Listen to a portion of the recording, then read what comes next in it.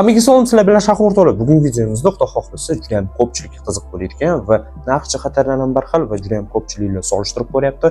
Samsung A56 telefoni va iPhone 11 Pro Max telefonimizda ikkalasini solishtirib ko'ramiz. Qaysi biri o'yinlarda yaxshiroq, qaysi biri kundalik ishlatganda yaxshiroq, qaysi birini sotib olishga puliga arziydi. Aynan mana shu narsani bugungi videomizda qidirib yurgan bo'lsanglar, bemalol topasizlar bo'ladi.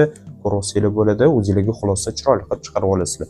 Va mana shunaqa kontentlarimizni o'tkazib o'rmaslik uchun hozirdan kanalimga bir dona obuna bo'lib qo'yinglar va videomizga like bosib ketsanglar, sizlarni umuman ko'p kuttirib o'tirmasdan videomizni sekin boshlasak ham bo'ladi. Endi birinchi bo'lib iPhone 11 Pro Max dan boshlasak, lekin xarakteristikamizni to'liq tanishtirib o'tishimiz shart emas. Sababi hamma biladi, faqatgina asosiy joylarni gaplashib o'tamiz. Displeyimizni bilasizlar, OLED 6.5 zoom. Ha, displeyimiz juda ham sifatli, yaxshi kачествоda tasvirlarni uzatib bera oladi. Lekin bitta minus tomoni aynan 60 Hz bo'lganida. Sababi 2026-yilda barcha devicelar deyarli 120 Hz ni podдержка qilib beradi. Даже o'rtacha budjetdagi telefonlar. Protsessorimiz keladigan bo'lsak, bilasizlar 2026-yilga kelib iPhone 11 Pro Max telefonlarini уже yangi holatlarini topishni deyarli iloji yo'q. Juda ham ko'p bu holatda bo'ladi va даже yaxshi holatda ishlatilganlarini ham topish qiyinlashib boryapti. Agar 2026-yilda aynan 11 Max'imizni sotib olsanglar, Ion 3 Bionic chipi o'zini o'rtacha yarim potensialgacha ham ko'rsatib bera oladi.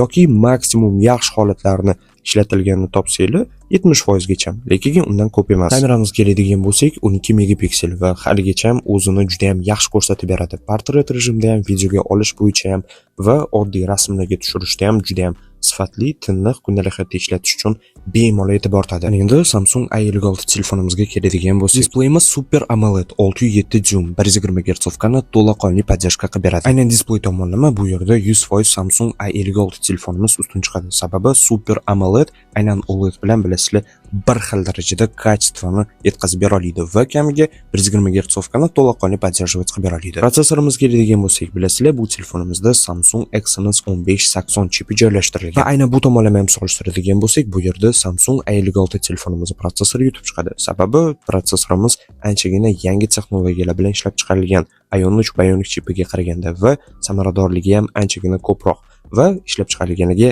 atigi 1 yil bo'ldi bilasizlar va haligacha ham juda ham yaxshi holatdagilarni bemalol topsa bo'ladi. Mayli, agarda protsessorlarimizni ishlash holatini inobatga olmagan taqdirimizda ham aytaylik, agarda ikkala telefonimiz ham protsessorlarini yangi holatdagisini olib kelib qo'ysanglar ham, bu yerda Samsung Exynos 1580 samaradorlik jihatidan anchagina yutib chiqadi. Ion 3 Bionic chipiga qaraganda. Batareya tomonlama o'zingizlar ham bilasizlar, solishtirib o'tirishimiz shart emas. Sababi Samsung A56 telefonimizda batareya tomonlama 5000 mAh bilan bemalol iPhone 11 Pro Max'imizni yutib chiqadi. Kameralarimizni solishtiradigan bo'lsak, bu telefonimizda kameramiz 50 megapikselni tashkil qiladi. Va bu borada aynan rasmga olish jihatidan olib qaraydigan bo'lsak, ikkala telefonimizga ham 1 balldan bergan bo'lardim. Sababi ikkala telefonimizda ham juda ham yaxshi kачествоni tiniq rasmga olsa bo'ladi. Lekin video olish borasida ishlab chiqarilganiga shuncha yil bo'lishiga qaramasdan iPhone telefonimizning realizatsiyasi yaxshiroq. Va buni ko'rsatkichlarni o'zi ham aytib turadi. iPhone telefonimizda 4K 60 ta kadrda bemalol videoga ola olasizlar. Samsung A56 telefonimizda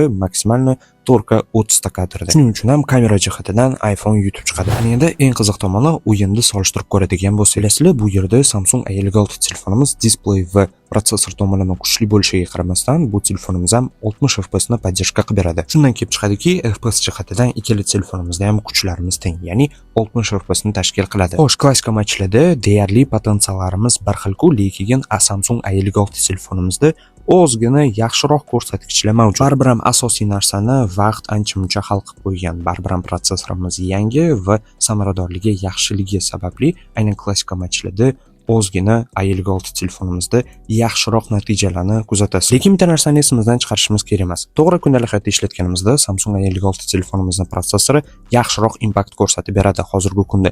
Lekin aynan iPhone'larda bilasizlar, azaldan iPhone'larimizda o'zi juda ham o'yinlarga yaxshi realizatsiya qilib bera olgan. Shuning uchun ham TDM sferaga olib qaraydigan bo'lsak, hozirgacha ham iPhone'imiz yaxshiroq natijalarni bemalol ko'rsatib bera oladi. Даже shuncha yil o'tgan bo'lsa ham. Shuning uchun ham TDM sferasi uchun mana shu ikkala telefonimizdan men iPhone 11 Pro Max'ni sizlarga tavsiya qilgan bo'lardim. Chunki realizatsiyasi juda ham kuchli iPhone'larda, headshotlar, zalyotlar, regilar juda ham yaxshi bo'ladi. Chem Samsung A56 ga qaraganda. Ikkinchi ikkala telefonimiz ham ko'rib turibsizlar 60 FPS ni podдержка qilib beradi. Lekin sizlarda bitta imkoniyat imkoniyat bor. Telegram kanalimdan o'tib, menga yozsanglar, har qanaqa telefonlarni, Androidlarni ham, iPhone'larni ham FPS-ni arzon narxlarda oshirib bera olaman. Ishga обязательно lichni o'zim garantiya beraman. Androidlarni maksimum 120 FPS gacha, iPhone'larni 90 FPS gacha ko'tarsa bo'ladi. Xo'sh, ana endi oxirgi fikrlarimni sizlarga yetkazib bersam.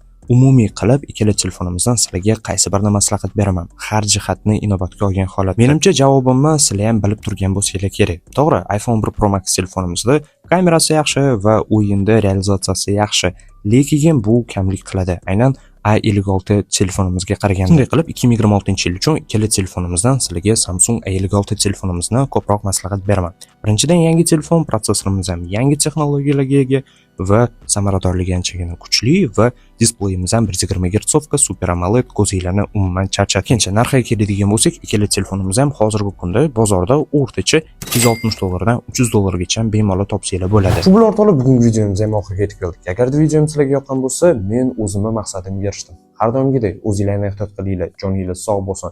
Hech qachon harakatdan to'xtamanglar. Xudo xohlasa, keyingi videolarimizda ham shunaqa gaplashib, obzorlar qilib o'tirish nasib qilsin. Hammaga rahmat.